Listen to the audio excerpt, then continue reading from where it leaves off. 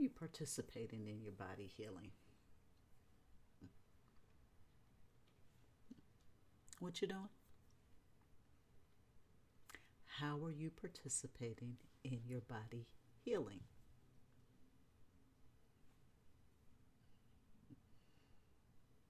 My body don't need to heal. That's good. But if it do need to heal, how are you participating in that? Is your only role to go to the doctor? Which is fine if that's what you need to do. But there are some practical things you can do. Some everyday things that is really, I won't say simple, but the more you do them, they become life changing that you can do and should really be doing. You're responsible for your health. You are responsible. And most of us, whatever ailment we have, we've contributed to it to some degree, in my opinion. But there are things that you can do to minimize chronic pain, to minimize getting some of these illnesses and disease. If you look at the word disease, it's dis-ease. It's disease. That can be momentarily or it can be to infinity. Almost from to the rest of your life. But again, there's some simple things that you can do. And the first one is watching what you consume. Watching what you put in your mouth. You control that. These are the hands that do it. You control that. Watch what you put in your mouth. If it probably isn't a bunch of fruits and vegetables that grow from the ground, kind of hard to alter, then you got to be really, really mindful of the food that you put in your mouth. Just look at it. Is it the same type of food you've been eating most of your life? Maybe it's time to change some of that. Do you eat out a lot? Are you eating a lot of fried foods? Just some of the foods that aren't the healthiest for us. But look at that. What are you putting in your mouth? Number 2 is, what are you allowing to get between your 2 ears? What are you allowing to get in your mind?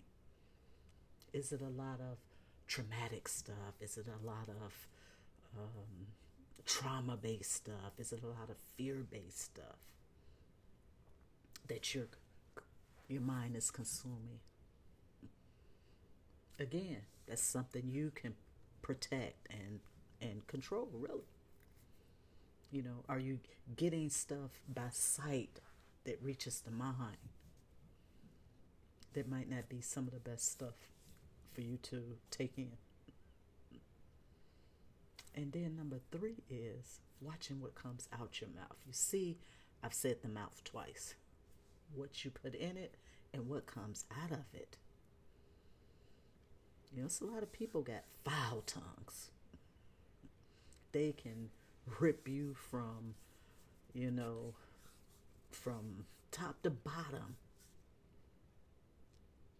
And it's not a good experience being the subject of those words, to have those words come at you. So if you're in an environment like that where, you're not having the most kindest and uplifting conversations coming your way, you have to look at that. Because it affects you. So just 3 things. What you put in your mouth, what you're allowing your mind to take in, and what is coming out of your mouth is vital to living a more um, healthier lifestyle, which of course will leads to better health. And you can look at those three things. Am I eating good? Do I feel good after I eat, or is the food heavy and I'm tired and sleepy? It gives me no energy. Food is supposed to be the fuel, uh, stuff that fuels you, that gives you energy.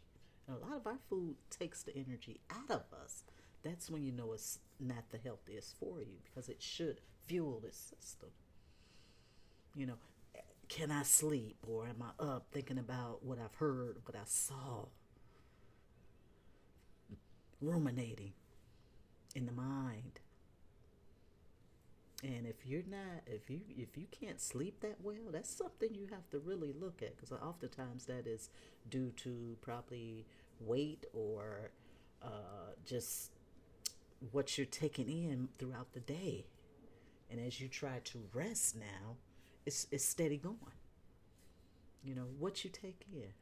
And then, am I speaking kindly? Am I speaking loving, uplifting words, communication? Or is everything out my mouth just foul and dirty and nasty and just, tearing people down? And sometimes we can do those with our thoughts, tear people down. So just something to think about. You know, please, please, please focus on, be a better participant when it comes to your health. I guess that's what I'm trying to say. Alrighty, you all take care and talk to you soon.